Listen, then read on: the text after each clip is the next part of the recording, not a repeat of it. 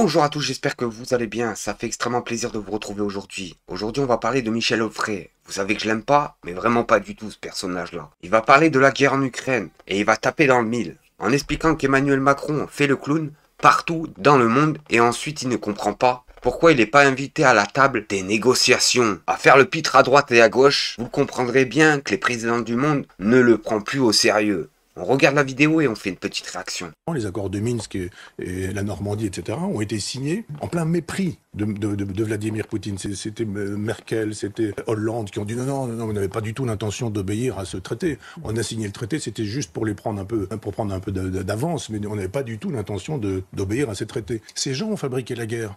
Ils ont fabriqué la guerre. Et à un moment donné, en disant, moi, c'est pas vous, vous n'êtes rien. On ne peut pas être Emmanuel Macron en disant, vous avez vu mes jolies mèches blondes sur Internet, vous avez vu mes couettes comme elles sont jolies, l'intelligence artificielle. C'est-à-dire faire le clown partout sur la planète. Et en plus de ça, dire, mais pourquoi vous m'invitez pas? Moi, je suis dit, mais non, tu es clown. Donc, tu n'es pas invité, tu n'existes pas, monsieur Macron. Et l'Europe, ça n'existe pas. Quel numéro de téléphone? Souvenez-vous de cette histoire. Il n'y a pas de numéro de téléphone. C'est une espèce de club de fric. L'Europe, c'est pas du tout une affaire culturelle. Et là, c'était... Bien sûr. On va pas rentrer dans le détail, mais est-ce que l'Ukraine fait partie de l'Est ou fait partie de l'Ouest, alors qu'on a refusé à la Russie d'entrer dans une grande perspective gaullienne qui aurait été l'Europe de l'Atlantique à l'Oural? Et à un moment donné, Poutine a dit, ça va pas passer comme ça. Alors je suis contre cette guerre.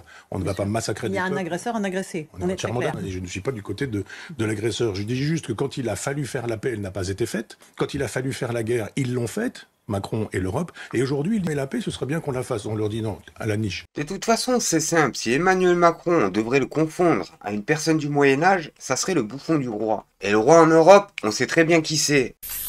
Et sur cette vidéo les amis, je vais vous faire montrer le rapport de la Cour des comptes sur la caisse des retraites des Français. Vous allez voir, c'est impressionnant. Si vous repoussez l'âge de départ à la retraite, ce ne sont pas les plus aisés qui vont contribuer, ce sont celles et ceux qui mourront avant de partir à la retraite. De 1. De 2, on nous dit le PIB doit croître. D'accord, mais c'est le cas en fait. Depuis 2017, le PIB par habitant, c'est-à-dire les richesses produites par habitant, ont augmenté de 14% par tête. Ils sont où ces 14%? Où est-ce qu'ils sont passés? Je pense, pour bonne partie, dans des revenus qui sont financiers ou qui sont actionnariaux. Troisièmement, on nous dit, à l'instant également, on dépense 14% de nos richesses pour 25% des gens. Ça me semble pas choquant par ailleurs de mettre 14% des richesses du pays pour 25% des gens. C'est d'ailleurs leur donner moins que leur part dans la population. Mais admettons. Et on fait des comparaisons internationales tirées par les cheveux. Oui, mais ils dépensent moins en Allemagne, en Roumanie, en Bulgarie. Eh bien tant mieux en fait qu'on dépense plus. Bon, qu'est-ce que vous voulez? Non mais attendez, c'est important. Des revenus financiers, du comme en Allemagne, des seniors qui fouillent les poubelles pour récupérer le verre et aller ensuite le refiler pour faire 2 euros. Et ce qui est fou les amis, c'est que les personnes ont cotisé toute leur vie et à la fin ils peuvent pas avoir leur retraite à temps. T'as des millions de personnes en France qui meurent avant l'âge de 64 ans, je vous le dis tout de suite. Et ça, ils le savent très bien. C'est pour ça qu'ils veulent garder cette retraite-là. Parce qu'ils savent très bien que les Français vont cotiser, mais vont cotiser pour rien du tout. Et sur cette vidéo les amis, Binet Sophie estime que le gouvernement refuse de chercher de l'argent où il est. En taxant 2% du patrimoine des 1800 Français les plus riches, on ferait rentrer 20 milliards d'euros les amis. Vous avez bien entendu. Et ça, chaque année. 2 fois de quoi abroger la réforme des retraites. L'impression qu'elle est du coup d'emblée écartée, cette hypothèse de retour à 70 ans. C'est sûr qu'elle est écartée et par le patronat et par le gouvernement qui n'en veut pas. Mais le gouvernement ne peut pas d'un côté dire on ouvre des discussions et on remet tout sur la table et de l'autre, comme vient de le faire le ministre de l'économie hier, dire l'abrogation c'est non, ça coûte trop cher. Sachant qu'en plus, moi je suis très choquée parce que le problème du gouvernement c'est qu'il refuse de chercher l'argent là où il est. Jeudi, à l'Assemblée nationale, a été votée une loi qui permettrait de taxer 2% du patrimoine des 1800 Français les plus riches. C'est celle qu'on appelle la taxe Zuckman. C'est une espèce de taxe plancher pour les personnes les plus riches de notre pays. C'est ça. Eh bien, cette taxe, elle permettrait de faire rentrer 20 milliards d'euros chaque année dans les finances publiques. 2 fois de quoi abroger cette réforme des retraites. Donc, de quoi nous parle le ministre de l'économie? Pourquoi est-ce qu'il ne met pas en œuvre cette loi qui a été votée et que le gouvernement refuse d'appliquer, contre laquelle le gouvernement s'est élevé? Eh ben moi je peux répondre à cette femme, tout simplement parce que ces personnes-là ont été achetées et rachetées. Et c'est pour ça qu'ils veulent pas taxer ces 1800 milliardaires qui pèsent en France. Parce que c'est grâce à ces mêmes personnes qu'Emmanuel Macron et ses mercenaires sont en place depuis une décennie. Et sur cette dernière vidéo les amis, je vais vous laisser avec Aurélien Lecoq, député de la France Insoumise, qui explique qu'il est fier d'avoir porté la parole des Insoumis pour la mise en place de la taxe sur le patrimoine des ultra-riches, adoptée par l'Assemblée. Qu'a voté Le Pen? Elle a défendu son château. Qu'ont voté les macronistes? Ils ont défendu leurs copains. Les amis, préparez-vous Ça va flinguer à l'Assemblée. L'adoption probable par l'Assemblée nationale de la taxe aux Zuckman et de cet impôt minimal garanti plancher sur les plus riches de ce pays est d'abord le résultat de la victoire du nouveau Front populaire et de la gauche lors des dernières élections législatives. Si les Françaises et les Français n'avaient pas décidé de sanctionner durement la politique des macronistes et de vous balayer dans les urnes, alors jamais la composition de cette Assemblée n'aurait permis le résultat de ce soir. Et je crois que nous avons vu apparaître dans les débats qui ont duré toute l'après-midi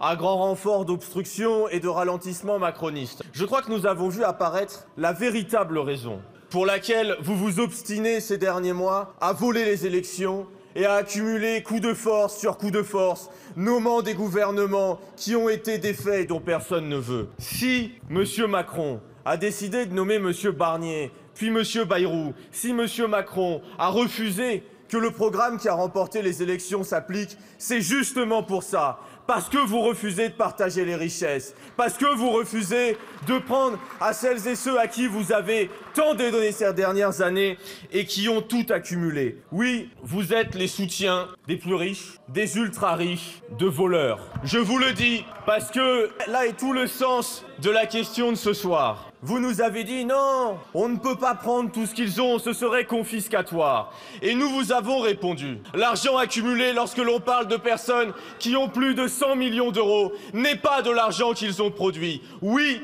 c'est le produit d'une seule chose, le vol de la plus-value des travailleurs et des travailleuses, qui jour après jour l'ont produit à la sueur de leur front. Non, monsieur, il n'est pas possible d'imaginer que quelqu'un qui possède 100 millions d'euros ait pu le produire par son travail. Et pour que tout le monde le comprenne bien, ramenons-le à une mesure commune, celle du SMIC. 100 millions d'euros, c'est 6118 années de SMIC. Personne ne peut produire par son travail 6118 années de SMIC. Vous avez parlé de réalité à de multiples reprises, voulant nous ramener à la réalité des entreprises, disant que si cette taxe passait, alors l'économie s'écroulerait. Mais vos cadeaux fiscaux, ceux qui ont permis cette accumulation démentielle, doublant la fortune en 7 ans, des 500 familles les plus riches. Ces cadeaux fiscaux, cette politique, la vôtre, qu'a-t-elle permis? 66 000 fermetures d'entreprises, le record en 2024. Aujourd'hui, 200 000 emplois qui sont menacés. C'est ça la réalité. Vous avez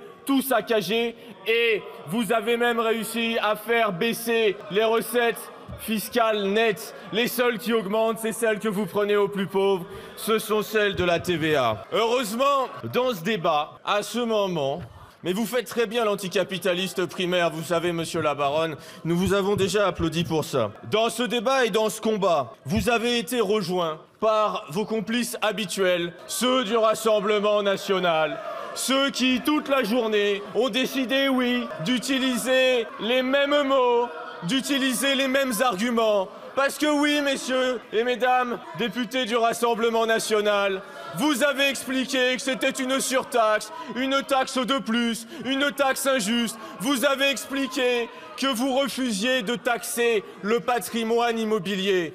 Peut-être que vous avez un objectif, c'est de permettre à la famille Le Pen de ne pas voir imposer le château de Montretout. Peut-être que vous défendez, malgré ce que vous dites, les intérêts des plus riches de ce pays, comme vous aviez proposé pendant le budget de taxer les auto-entrepreneurs.